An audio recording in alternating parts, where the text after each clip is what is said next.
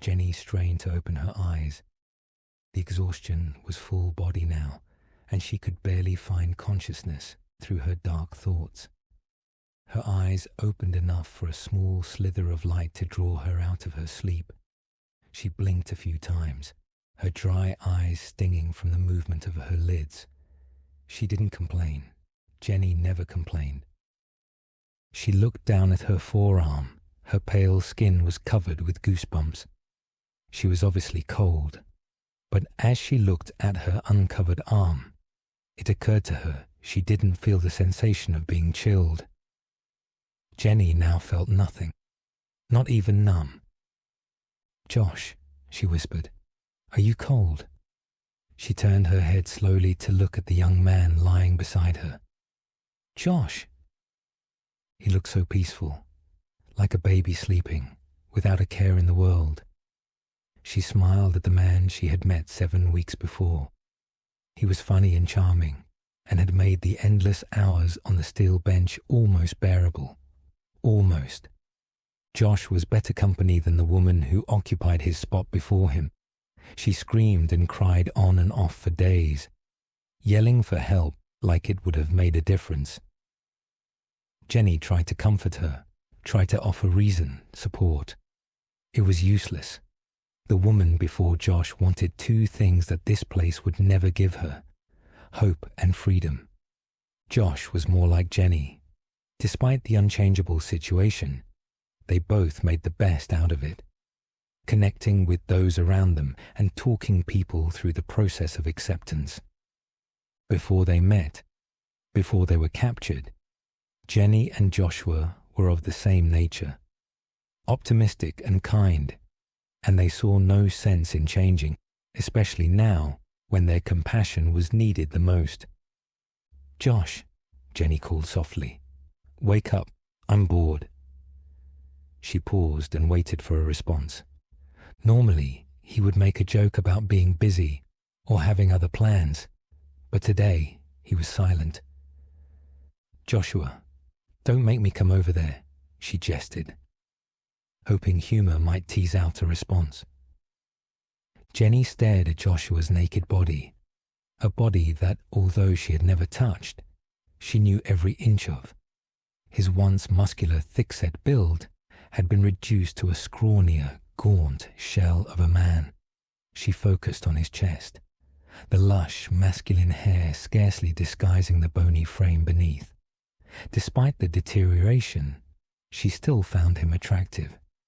Jenny watched his motionless body, waiting for any movement. She swallowed hard as she realized the rise and fall of his chest had stopped. She waited. Maybe he would exhale. Maybe his breathing was shallow. Maybe he was playing a joke. She waited, but there was no change. Jenny knew where she could find confirmation, but she couldn't muster the courage to look. She closed her eyes and squeezed out a tear from her dehydrated ducts, her chin trembling from the thought of knowing he was gone.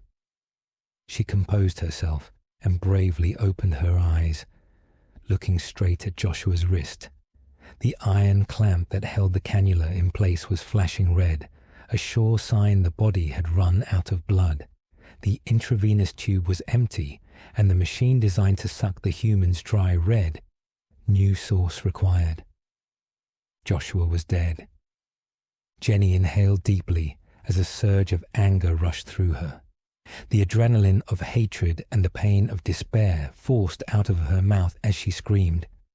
She thrusted her naked body against the clear plastic capsule that held her in place. There was half an inch of clearance between her and the unbreakable body cast, and she used that tiny space to expel her frustration. She closed her eyes and screamed again, but stopped her futile attempt to escape when she realized a new body had slid into Joshua's now empty capsule. She was relieved she had missed the automated replacement. No matter how many times she had seen it, the sight of a dead body being sucked into the floor while a new person emerged from the ceiling always disturbed her. It was quick, efficient, and emotionless. A production line of misery. "Hi, I'm Jenny," she offered to the terrified man beside her. "What?" he gasped. "You're in the juicing factory. Don't worry, it doesn't hurt," she smiled sadly. "I know where I am," he snapped back. Jenny didn't reply. It was too soon for him. She would give it time. After a few minutes of silence, the man looked over at Jenny's emaciated body. She looked like death, a malnourished, drained corpse. It surprised him she could speak. "How long have you been here?" he asked. "A while," she replied without looking at him. She couldn't bear to see the pity in his eyes. Her defeat angered him. "Yeah, well, don't get used to me, Janine." "Jenny," she corrected him. He continued without acknowledgement. "There's no way in hell I'm staying here as long as you, sweetheart. I'm going to get out of here." She chuckled. "The new ones always think they can beat the system." "Oh," she questioned. The man nodded his head in response as he simultaneously scanned the warehouse-sized room. He looked beyond the never-ending rows of body-filled capsules, his eyes searching for an exit, not knowing that this room was one of 100 others like it, identical in layout, identical in purpose. The entire building covering a square mile. His ignorance fueled his confidence, and he looked determined as he thought through his situation. The man had not yet accepted his fate, but weeks from that day, he would.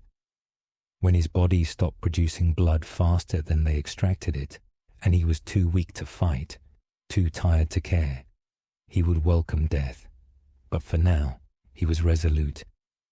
"I'm going to kill every last one of these bastards, and I'm taking this blood-sucking farm down with them," he announced as Jenny lost consciousness for the final time. Ending her reign as the longest living blood bag that year,